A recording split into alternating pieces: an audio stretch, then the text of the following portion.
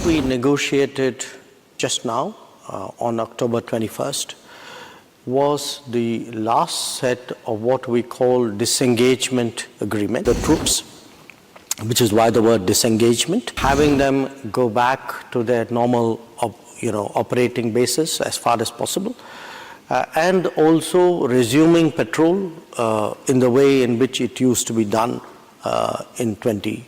The disengagement chapter is done. Its implementation will happen in the coming days to everybody's satisfaction. Part which awaits us is what we call the de-escalation, which is the build-up of forces along the line of actual control. Our relationship was also very profoundly affected because it has always been an assumption on our side that peace and tranquility in the border areas is a prerequisite for the development of our ties. Since peace and tranquility was disturbed, including one major incident of bloodshed, our relationship with China has cut back in different ways. I think a lot of countries, including Australia, look to your relationship with China, and the negotiations across a range of issues that India has dealt with. And of course, recently the two countries announced a way forward on issues concerning the disputed border area. That does seem to validate the idea of negotiation and give and take, and that diplomacy remains vital in resolving these disputes. We, of course, have been there before when it comes to China and making agreements and then breaking agreements. So I'm keen to hear your thoughts on where you see the India-China relationship, having now made that seeming breakthrough. Where do you see that relationship going in the next few years, given that it's not just important for India and China, but the relationship is really vital for the region itself? Sure. Justin, let me split that into three parts. What did we just negotiate? What still lies ahead of us? And in a sense, what's our medium, long-term view of the particular relationship?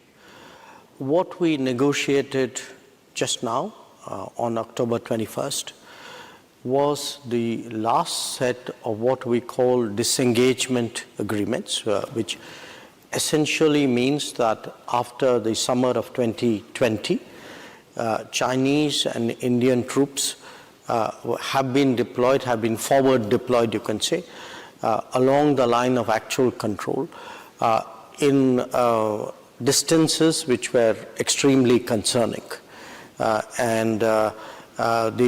The priority has been to find ways of separating the troops, which is why the word disengagement, having them go back to their normal operating basis as far as possible, and also resuming patrol in the way in which it used to be done in 2020.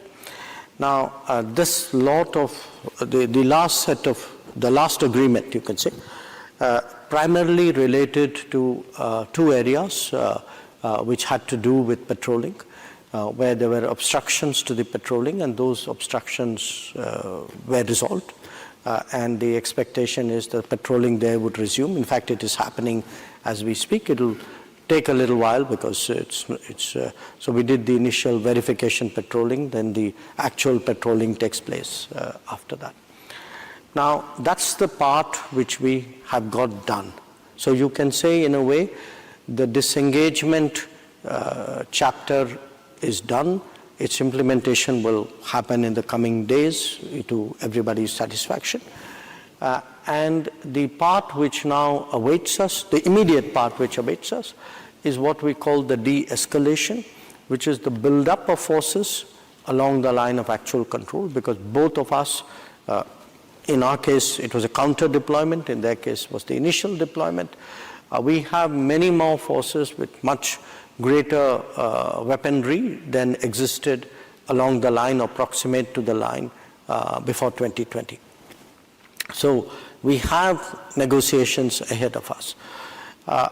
During this period, our relationship was also very profoundly affected because It has always been an assumption on our side that peace and tranquility in the border areas is a prerequisite for the development of our ties. And since peace and tranquility was disturbed, including one major incident of bloodshed, our relationship with China has cut back in different ways. So we also have to look at it. Now, everything is not going to happen at once. I mean, there will obviously be discussions of various kinds.